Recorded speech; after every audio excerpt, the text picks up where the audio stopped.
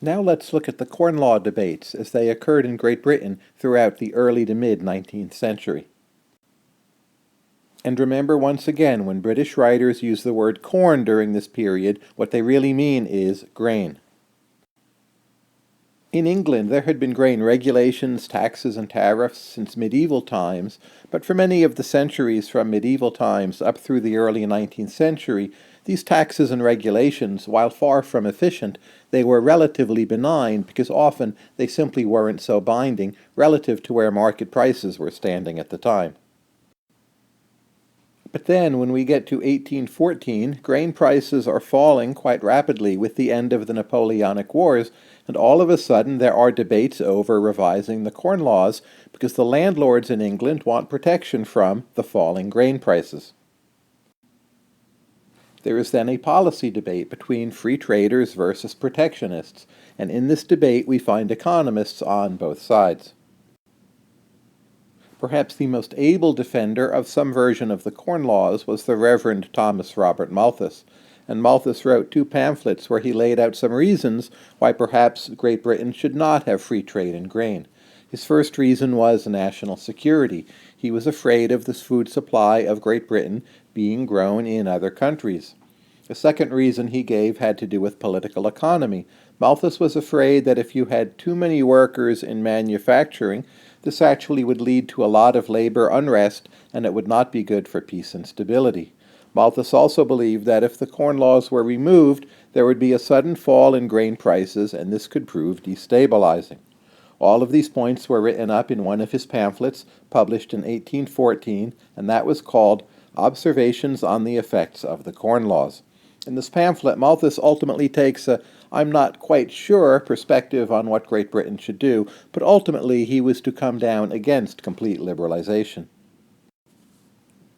By the time 1850 rolls around, Malthus has produced a second pamphlet, The Grounds of an Opinion on the Policy of Restricting the Importation of Foreign Corn, and here he is turning more against free trade, and he argues that the Corn Laws, properly applied, can mean a greater stability of price for Great Britain, and he thought that some version of the Corn Laws would be better for both consumers and producers than would be free trade.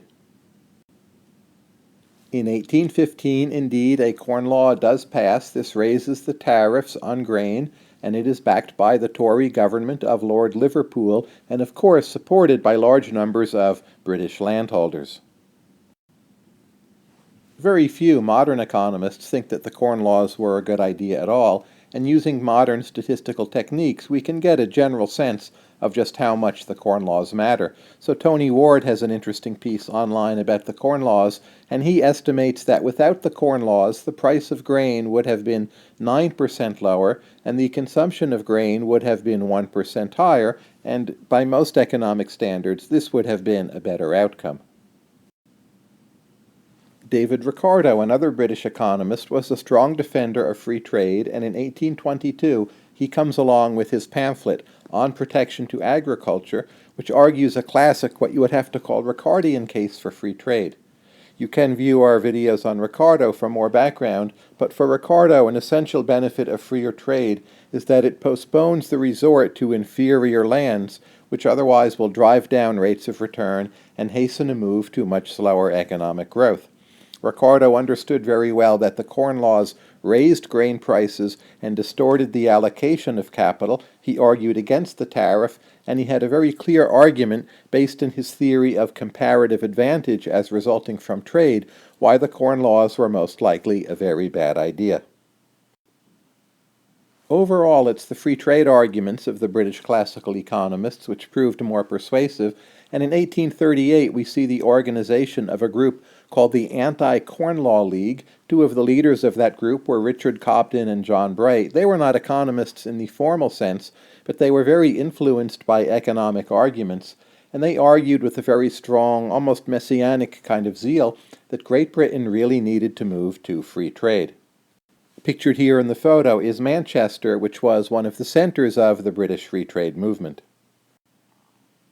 In 1846, there was finally repeal of the Corn Laws by the government of Sir Robert Peel. Great Britain made a significant step toward freer trade.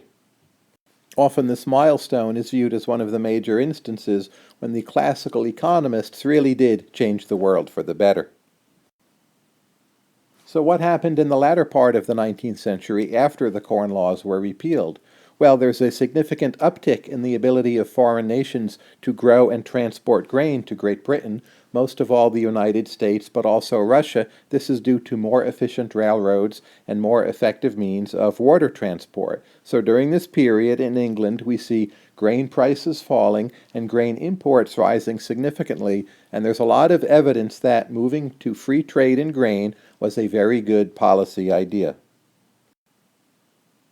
For further investigation of this topic, well, for one thing, we recommend a lot of our videos. See our videos on the theory of comparative advantage, on Robert Torrens, some of our videos on Adam Smith. Those would be Book 3, Chapters 4 and 5, and also the video on Digression on the Corn Trade for a lot of background information, as well as Smith's views on these topics.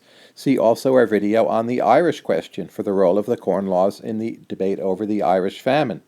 There's an excellent book by Douglas Irwin.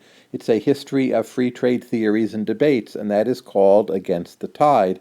Finally, for general factual background on the Corn Laws, one very good place to go is the book by Donald Barnes called A History of the English Corn Laws.